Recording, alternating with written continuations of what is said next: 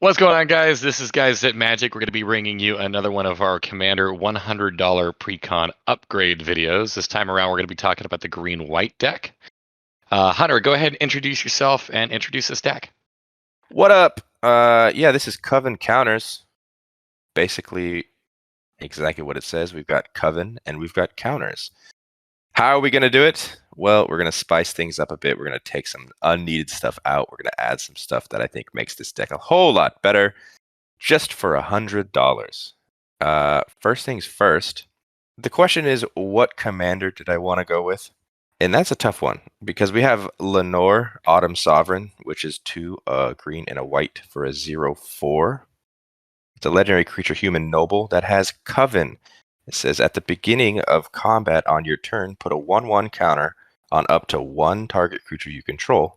Then, if you control 3 or more creatures with different powers, draw a card. Lenore is the face commander of this deck. And honestly, it does an okay job at doing what it needs to do. I mean, Coven, I'm not a big fan of Coven, but this is the face commander. So I kind of went in a direction of we can either replace Lenore with the other commander, which was Kyler, Sigardian Emissary. Kyler is 3, a green and a white for a 2/2. Legendary creature human cleric. It says whenever another human enters the battlefield under your control, put a 1/1 counter on Kyler. Other humans you control get +1/+1 for each counter on Kyler.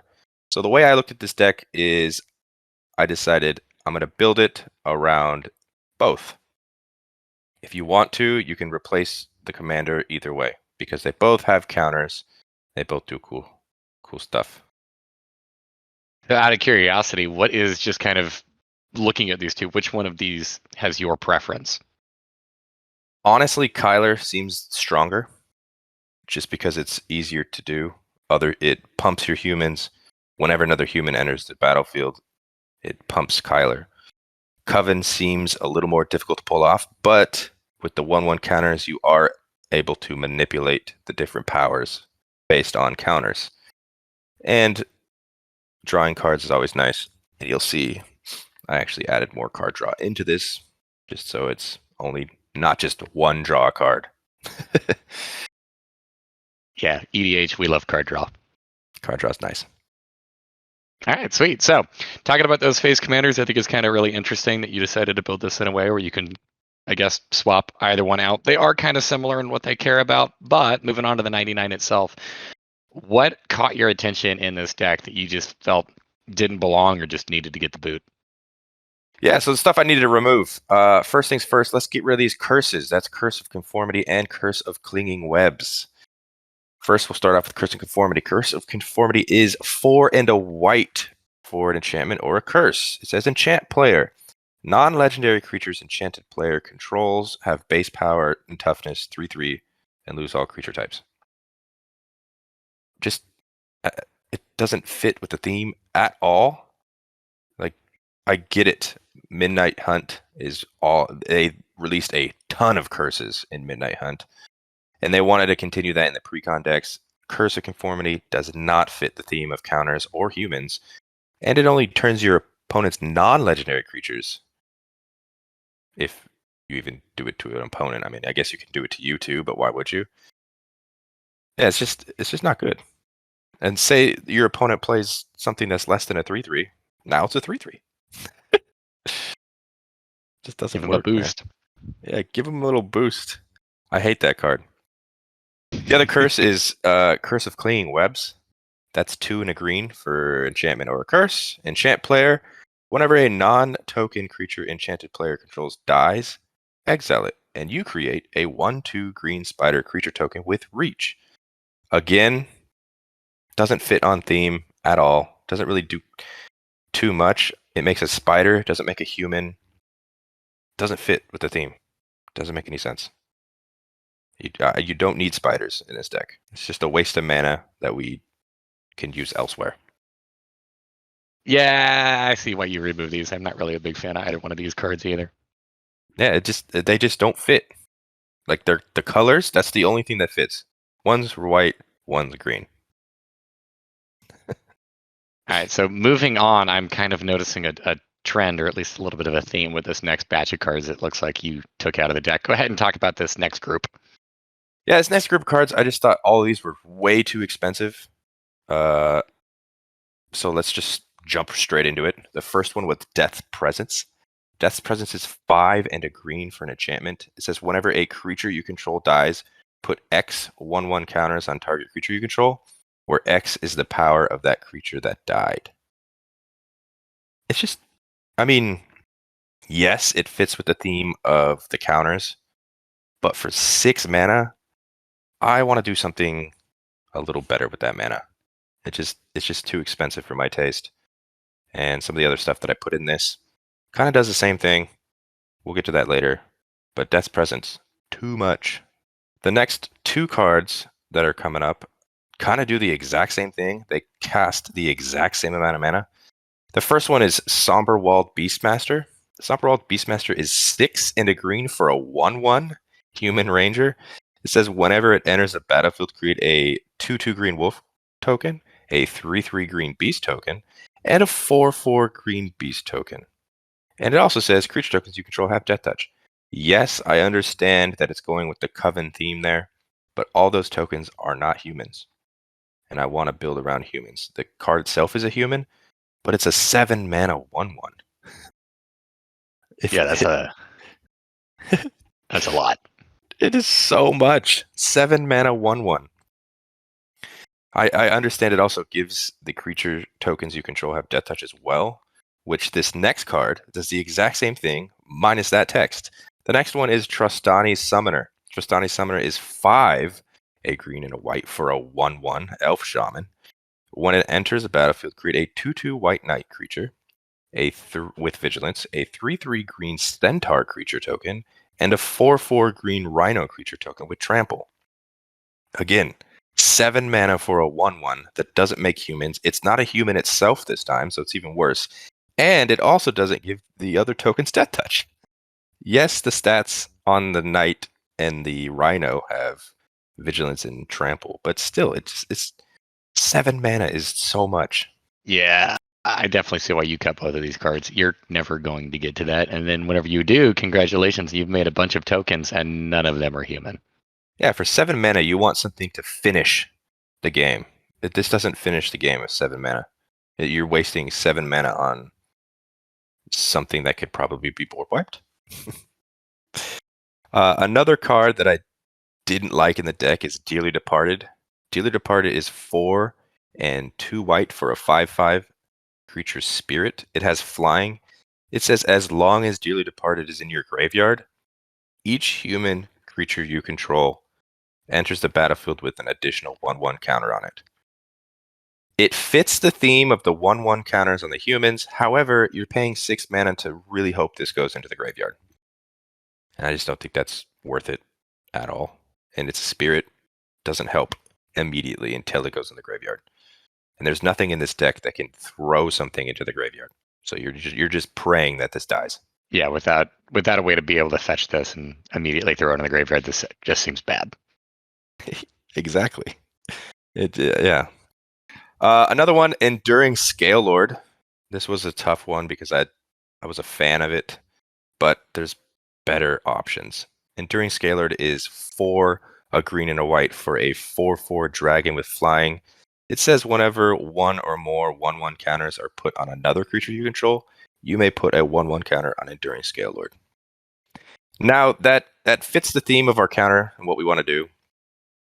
And it is a flyer, so you can fly over and deal quite the amount of damage to your opponent because that's what our deck wants to do. We're all about the damage around here. But as being a dragon and 6 mana, I think we can use that mana and use that creature slot for something a little better. I know you took out your dragon in yours as well. It just didn't fit. Yeah, I had the same issue where it was there, it was cool. It didn't quite do what I wanted, or at least not well enough. So I get why you removed this. Yeah. And then the last card that's way too expensive in my eyes is Hour of Reckoning. Hour of Reckoning is 4 and 3 whites. It's a sorcery. It has Convoke, so I mean your creatures can help cast this spell. Each creature you tap while casting this spell pays for 1 of the mana of that creature's color, and it's just destroy all non-token creatures. This deck itself, right out of the box, already runs 2 other board wipes. So a third board wipe I don't think is needed, especially Hour of Reckoning. It's too expensive, and I don't want to, because usually when you're doing a board wipe, you want to attack in first, so you're tapping all of your creatures anyways, so it can't even pay for the. Yeah, I don't like it. It's not I think needed. I think that's really interesting what you just mentioned too, with this deck coming with 3 board wipes out of the box. This strikes me as more of like an aggro deck where you really want to be killing your opponents with combat damage, and if you're board wiping, you're not hurting your opponents. You're all of a sudden like thrown into a rebuild mode. Yeah, you're kind of scared almost. But yeah, those are my expensive cards that I think we should take out of the deck. A lot of it don't fit on theme. Some of them are just way too expensive. All right, I'm really curious to see what it is else that you've removed in this deck. Looks like this next kind of grouping that I'm seeing is a little bit different from the last one that we just talked about.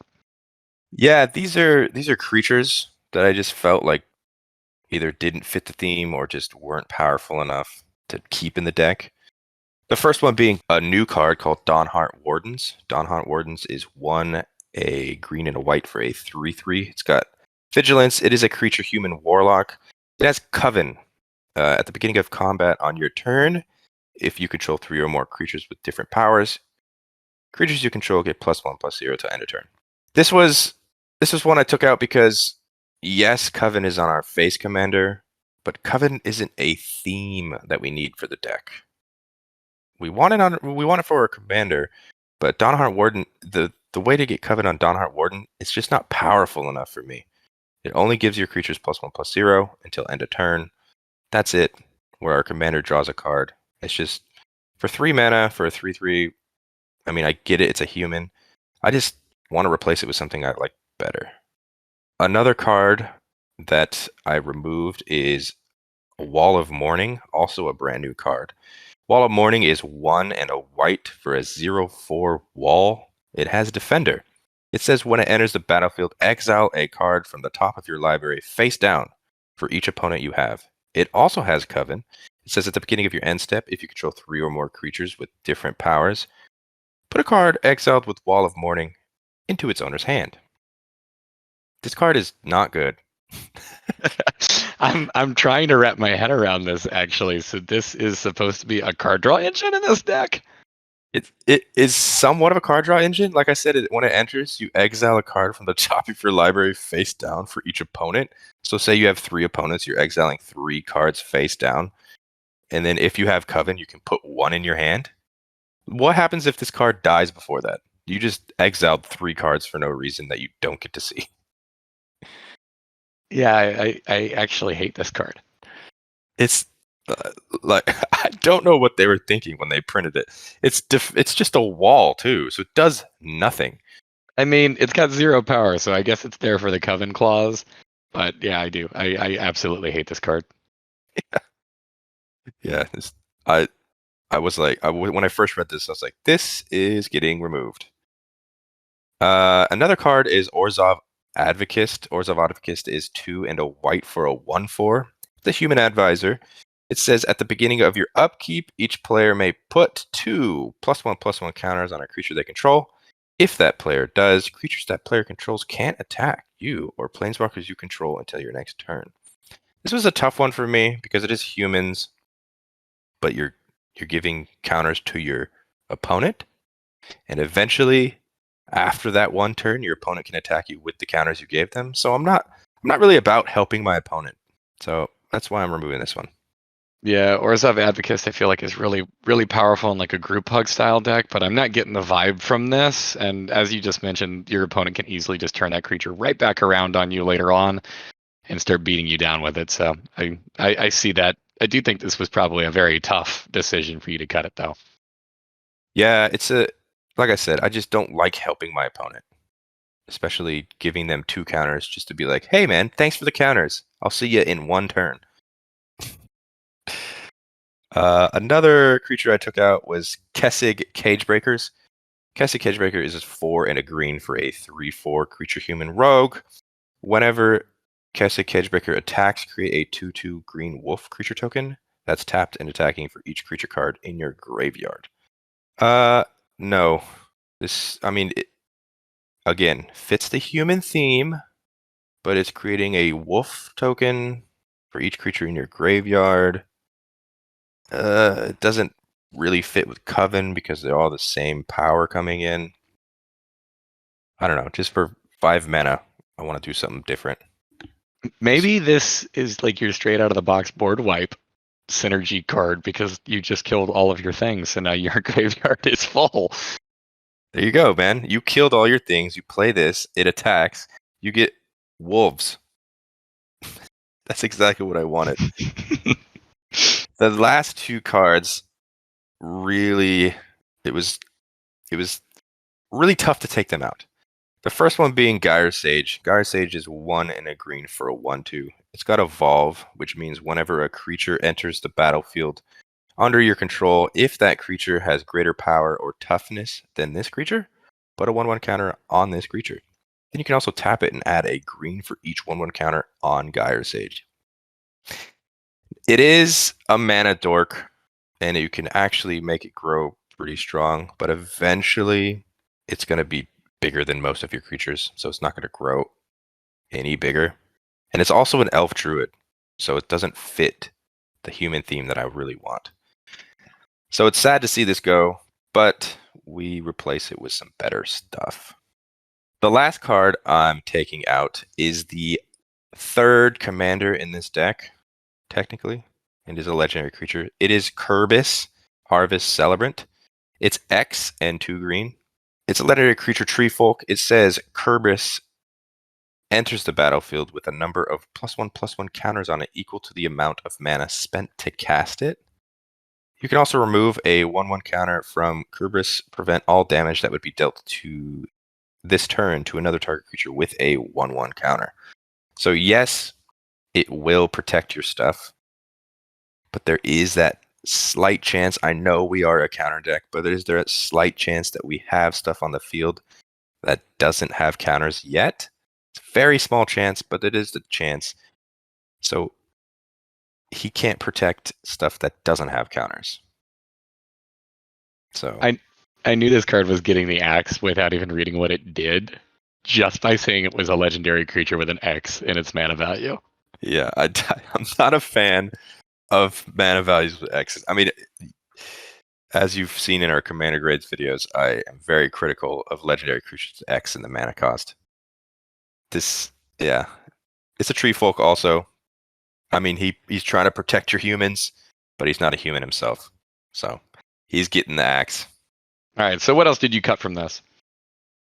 A couple more things I wanted to cut. These 2 sorceries. We got Bestial Menace and Bionic Upgrade. Both are kind of expensive. Both kind of try to do what we're doing on theme. Let's talk about the first one. The first one, Bestial Menace. That is 3 and 2 green for a sorcery. Create a 1/1 green snake creature token, a 2/2 green wolf creature token, and a 3/3 green elephant creature token. That's all it does. You're just making a little bit of tokens. I get it. They're all different powers. They want to fit with the Coven theme. We don't need it at all. It's not necessary. We can make different powers with the counters that we have. Speaking of counters, the other one that's getting the axe is Biogenic Upgrade. Biogenic Upgrade is 4 and 2 green. It is a sorcery. It says distribute 3 1/1 counters among 1, 2, or 3 target creatures. Then double the amount of 1/1 counters on those creatures. Yes, that is very cool. Because we're going to be making a lot of counters. You're going to be doubling them. The second part of this card, doubling those counters on each of those creatures. Pretty cool. But for 6 mana, we don't need it. This is one that you could keep, but as I'm making this deck 6 mana, I want to distribute different things with that 6 mana than just 3 1/1 counters. Make your shit huge to get jump blocked. Exactly. And then finally, the last couple of cards I wanted to take out before we start upgrading. Just one of each of the lands, one forest, one plains. We'll get to it at the end of what I'm replacing those forests and plains with. We just don't need that many basics. All right, so pretty solid job there with kind of gutting this deck. If I count correctly, I think that's 18 cards that you've removed. So how would you make this thing better? Well, we're going to do this home improvement style. We did remove a couple of enchantments, including those curses. So let's replace those enchantments. First things first, we have to have this enchantment. This is Hardened Scales. Hardened Scales is 1 green mana enchantment. It says if 1 or more +1/+1 counters would be put on a creature you control, that many +1/+1/+1 counters are put on it instead. I think if you're running into any counter deck, this is a must. Oh, sorry, green. If you're running green with counters, which technically most cards are, but Hardened Scales is a must. 100%. It's too good not to put in this deck. Yeah, I completely agree. This seems like it's just a significantly cheaper version of a card that already got cut. Exactly. Another enchantment we're putting there is Cathara's Crusade. Cathara's Crusade is 3 and 2 white for an enchantment. Whenever a creature enters the battlefield under your control, put a 1/1 counter on each creature you control. That's just fantastic synergy. Like counter, counter, counter. That's what we want this deck to do. We want all the counters all the time. And that's exactly what Cathara's Crusade wants. And the final card we're adding is Branching Evolution. Branching Evolution is 2 and a green for an enchantment. If 1 or more 1/1 counters would be put on a creature you control, twice that many 1/1 counters are put on that instead. So it's very similar to Hardened Scales, except you double it. So it's like a doubling season kind of Hardened Scales-ish card. We managed to fit a somewhat almost doubling season in our $100 upgrade there. So solid. Yeah, Branching Evolution, pretty good card, especially with this deck. All right, what else do we got next in here? Well, as a human player, you can't have humans without having the Thalia package. And it just so happens that one of the Thalias is perfect for this deck. So let's talk about the Thalia package. The Thalia package is Thalia's Lieutenant, Thalia Garden of Thraben, and Thalia Heretic Cathar. First things first, we're talking about Thalia's Lieutenant. Thalia's Lieutenant is 1 and a white for a 1/1 human soldier. It says when it enters the battlefield, put a 1/1 counter on each other human you control. Whenever another human enters the battlefield under your control, put a 1/1 counter on Thalia's Lieutenant. You can see how perfect this card is. It fits the theme of humans. It fits the themes of counters. What more do you want? And then the other Thalias is Thalia Garden of Thraben. That is 1 and a white for a 2/1. Legendary creature human soldier. It has first strike. It says non-creature spells cost 1 more to cast. It kind of disrupts your opponents, but don't forget that it also disrupts you as well. I just want to interact with my opponent more when I'm not doing stuff. And Thalia is a perfect human soldier. And it just needs to go in every human deck possible. Same as the next one, Thalia Heretic Cathar. That is 2 and a white for a 3/2. Human soldier, legendary creature. First strike. It says creatures and non-basic lands your opponents control enter the battlefield. Again, disrupting your opponent's turns by just making a nuisance. Being quite annoying. And if you notice, with all 3 of these cards, they all have different powers. So you got Coven. Well, you got Coven, unless you played Thalia's Lieutenant, and then Thalia Guardian of Thraben. I mean, that's true. Let's say you put them in backwards. If you do it specifically in this order, you're fucked. But any other order, you're fine. No, but again, human decks. As a human player myself, my first human deck I ever made was in Modern, and that was Mono White Humans. Had all of these cards in it. Yeah, I agree with you. I think that. Oh, I'm sorry, I didn't mean to interrupt. No, you're good. I do think that all 3 of these are fantastic for that, especially the actual Thalias themselves. Sorry, Thalia's Lieutenant. But their ability to disrupt your opponent and also hopefully allow you to kind of slow them down and push damage in. Exactly. It's a must-have. Moving on, found some new cards from this set specifically that I want to throw in this deck. They fit perfectly. And we actually talked about all three of them in our Commander Grade video. The first one is Catilda Dawnheart Prime. Catilda Dawnheart Prime is 1 green and 1 white for a 1/1. The legendary creature human warlock, so it fits the human theme. Got protection from werewolves. That does not matter at all. It also says human creatures you control have tap, add 1 mana of any of this creature's colors. It also has pay 4 and a green and a white to tap it, put a 1/1 counter on each creature you control. So it does exactly what we need to do. It turns all of our humans into mana dorks, and it can put counters on our creatures. That's perfect. Seems like a slam dunk. It is a slam dunk in the deck card. The next card we're talking about is Adeline, Resplendent Cathar. Adeline is 1 and 2 white for a star 4 legendary creature human knight. She's got vigilance. It says Adeline's power is equal to the number of creatures you control. Whenever you attack, for each opponent, create a 1/1 white human creature token that's tapped and attacking that player or planeswalker they control. If you remember from our Commander Grades video, I said this would go in nicely into any human deck. That still is true. We're putting it in this one. It fits nicely. It's a human. It makes more humans. And it's just powerful. So it does some good damage, especially with all the humans we're going to be having on the field. It's going to be pumping itself. It's a great human. I like how this one fits in too because it is a token generator, and I did notice you've removed quite a few token generators from what had already been in the deck, given that those actually didn't really make humans; they made other things.